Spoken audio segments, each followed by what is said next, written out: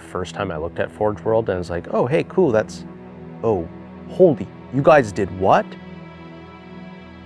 There's just way too much. You can't keep it all in your head at once. It was so beyond our production capability. We were just like, that's crazy. We can't do that. I couldn't stop the artist who started creating it.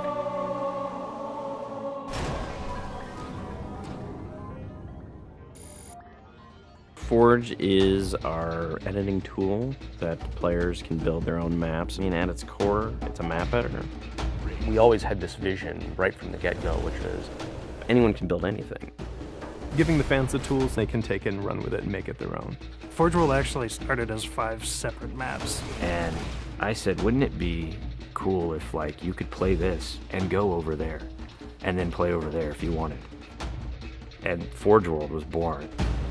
There were a lot of people telling us that, no, you cannot ship this as one big map. We have this awesome new automatically generated LOD system called impostering that makes objects that are really far away really cheap to draw. We're pushing what we can do with the Forge budget, so that lets us have many more objects up on the screen at once, which lets us put more objects into Forge. Interesting to take the Banshee or Falcon out for a spin in Forge World, because it actually takes a while to get from one end to the other. The second you come into the space, you should know that you're on Halo.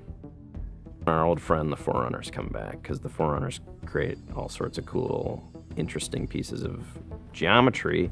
We wanted to give people a variety of locations that they could forge in a different way. So a gulch, an island, an interior, a very small outdoor pocket, and then the rock, which was kind of based off Ascension. Let's use a lot of interesting parts in it so that people can manipulate it or we can change it. Why don't we bring back Blood Gulch and carve it all up into pieces so that people can start manipulating it in interesting ways. And then Sanctuary was the other one. The Cage and Paradiso, that's just Chad and I playing with the map editor and actually building cool maps within Forge World. I mean, we were doing that exactly how the fans would do that. we definitely looked at what we did in Halo 3 and said, what can we learn from this?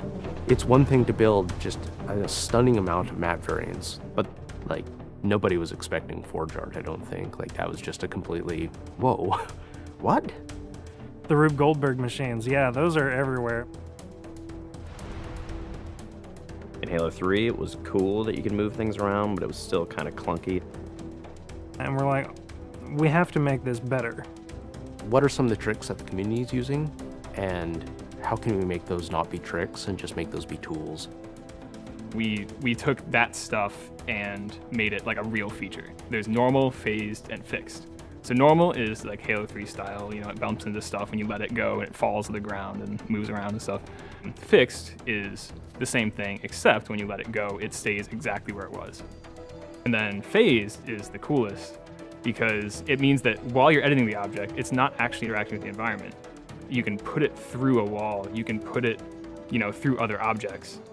Which changed everything for Forge, like immediately. It's much easier to build a Forge space. There's snaps and rotates and degrees and units that you can move things. You can be very precise.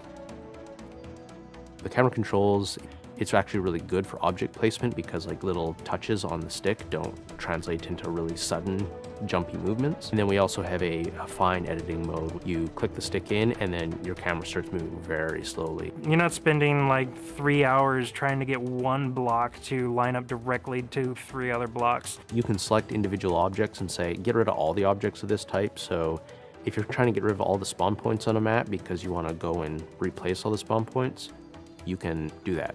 You can do custom colors. You can take these Forge pieces and say, hey, that's blue. So the blue base can truly look like the blue base. Reach's expanded sandbox includes new things like, you know, jetpacks. And if people want to build some sort of 3D map and really make use of the jetpack, they can do that now.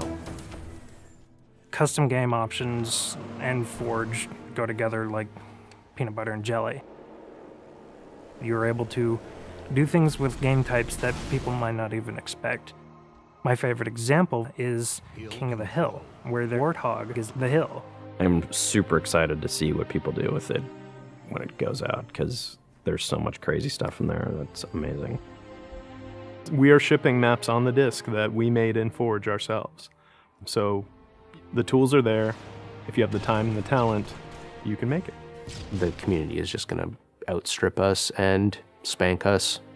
With the new tagging system, you can save a forged variant, you can post it to your file share, and then you can say, you know, sweet new map. Things that are good are downloaded by a lot of people and passed around to a lot of people, and that makes the really sweet stuff bubble up to the top. I'm looking forward to what the next big community game type is going to be.